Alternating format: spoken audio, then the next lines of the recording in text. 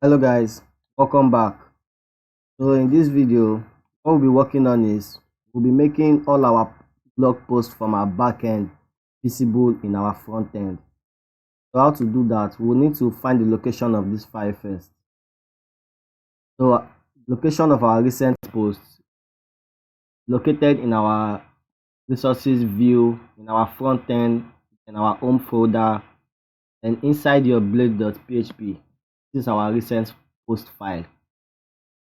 So just like the way we segmented all this file, I want to segment our recent post file too in a different file. So you close it, div start, div end. So inside your home folder, let's create another file. We'll call it recent post.blade.php. So you enter. So you cut this, you paste it here. And also we are going to use the include function also. So the name of the file is recent underscore post. Just change it here, recent. Now let's save all and check it out. Save all. So if you reload the page, you can see our recent post loads properly. So now let's visible all our posts, our backend inside this recent post. So go to your VS Code, and inside your recent post, we are going to create what we call a PHP block. At the very top here, to create a PHP block, guys, at PHP. We are going to end the PHP, end PHP. Now inside this PHP block, I want to get all the posts inside our blog post table. So we are going to get it using this variable log. That will be equals to, what is our blog post model? Our blog post model is blog post, so we'll get it using the blog post model, which is blog post. But now we are in a blade file, so we can't just write blog posts directly like this. So we have to write it pointing to the blog post file itself. So where is the blog post file located? In our blog post, our blog post file is located in our app, and inside our app is located in our models, then blog post. So that's how you write it. That'll be app /models / then our blog post. And that will be, want to get all the data, so that will be our latest. We'll get the latest, then we'll not get all. Not get all the files. So end PHP. So this is all we need to do. So now we have to find the common div. We'll find the common div and just take one and run our for each loop to display our data. We'll find the common div. So this is the first common div. This is the second one.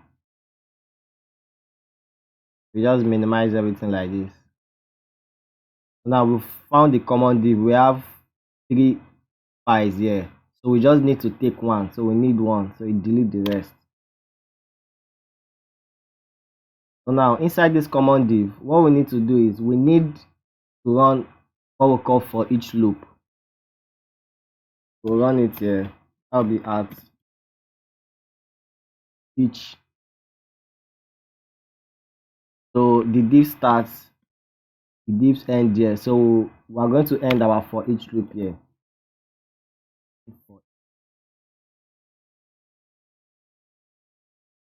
So now what we want to do now is we want to display the image, the category, the post title, the admin name, the date, and read more. So now inside the for each loop, we have gotten all our data inside our blog post using this variable. So we'll take the variable, that'll be blog, then we'll take it as item. So now we can display all the data of the blog post using this item variable.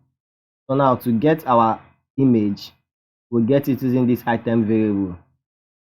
So that will be inside our assets. We'll remove everything inside here.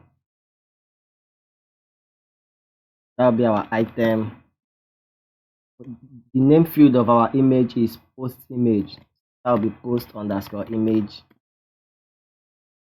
And also for our post title too, we'll do the same thing. That will be curly braces. Your curly braces. That will be your item. And the field name for our post title is post underscore title. So we'll do the same for our date too. Just copy this.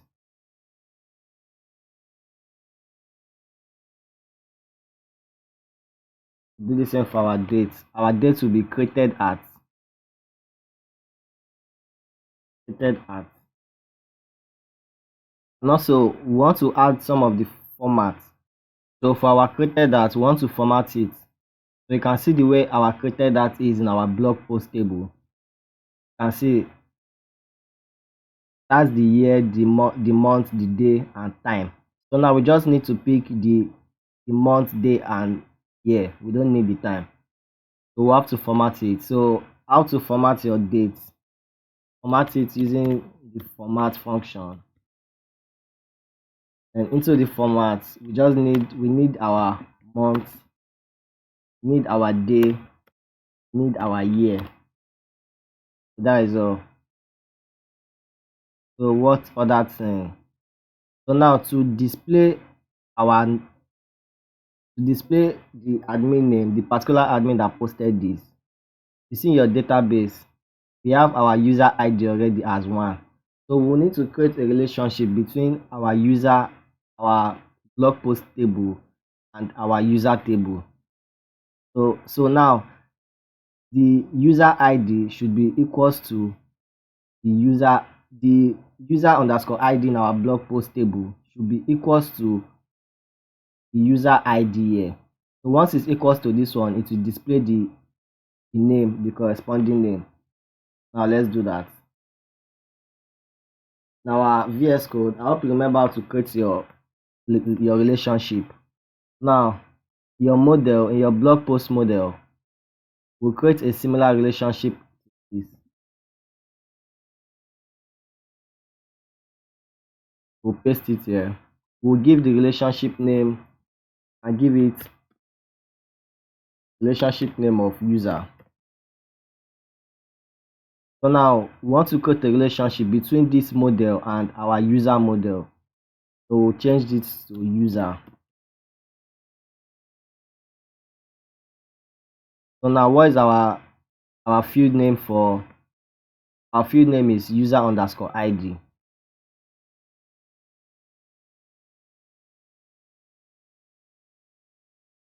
So the user underscore ID should be equals to the ID in our user table. So once that is equal, we'll be able to get the name. Now in our recent post, we are going to display it using the relationship name and the field name we want to display. That will be $item, and into our brackets we'll type in our relationship name here. What is our relationship name? Our relationship name is user. Type in our user. Also after that, type in our field name. What field name do you want to display?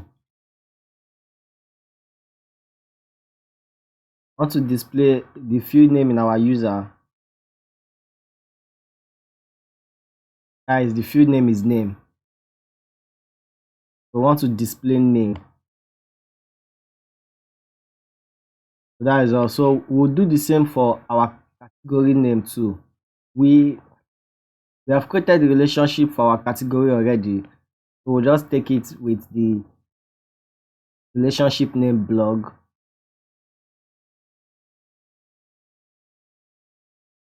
inside your recent post, you can just copy this,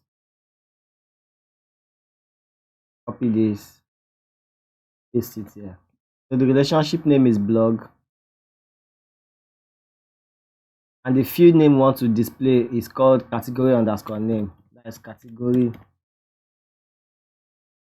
Now let's save all and check it out. Save all. So now before we check all we've done, the whole of this should be in your curly braces. You do this, and also this too. And also we don't need this data text. We can remove it, and this overflip item, don't need it. And also here too, we'll remove the overflip item. Also the data text.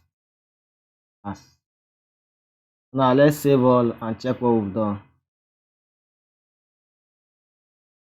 Now let's reload the page. So we are done reloading. So if you come down to your recent post, as you can see, the only single post from our backend is visible. You can see the category name is visible, and the name of the person that posted it, which is admin, is visible. The date the post was made is visible also.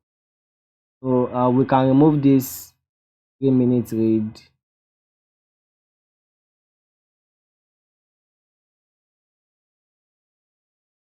We don't need this. We also don't need all this. So we can change this to read more.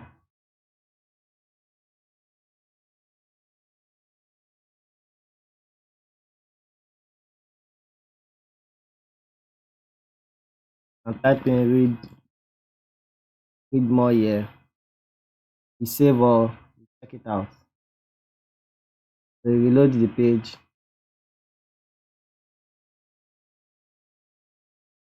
As you can see, now we have our read more here. So now what I want to do now is that once you click on this link or you click on read more link, it's going to direct you to this details page. So now I want to load this details page. In our next video, we'll be working on this details page, how to load it and how to visible our post title, our long description, and our post image. Let's do that. See you in the next video.